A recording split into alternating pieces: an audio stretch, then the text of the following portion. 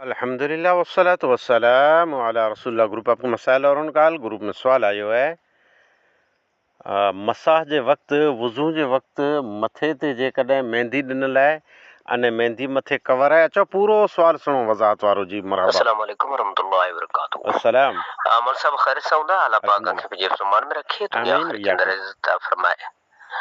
सैकड़े साथी जो सवाल आयो है त जे मेहंदी जेको पाण रखूं था मथे ते त उन लाइ करे पाण मथे ते को पण जरी ॿधूं था प्लास्टिक वग़ैरह। हाणे जेकॾहिं वुज़ू करिणो आहे त हिकिड़ो उन प्लास्टिक मथां सिर्फ़ु मख कयो वञे, हथ पुसाए करे मथां फेरियो वञे त इन सां वुज़ू थींदो या उन लाइ करे शर्त आहे का वुज़ू में वार जेको आहे सो नीरा कया वञे?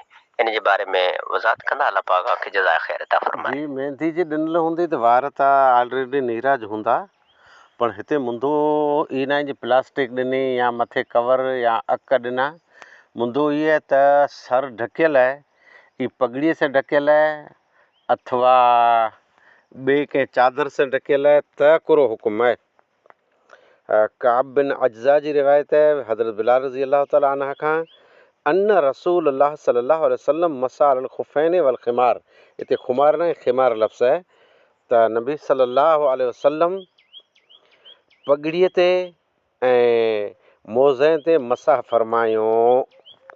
ये रिवायत मौजूद है सुनन इब्न माजा जे अंदर, सही मुस्लिम जे अंदर, तिरमिज़ी जे अंदर, नसाई जे अंदर ऐं वरी मुस्नद अहमद में पण मौजूद है। शेख नासिरुद्दीन अलबानी ऐं शेख ज़ुबैर अली ज़ही इन मिणी जे नज़दीक ये रिवायत सही रिवायत है। मालूम थियो त पगड़ीअ मथे मसाह जाइज़ है।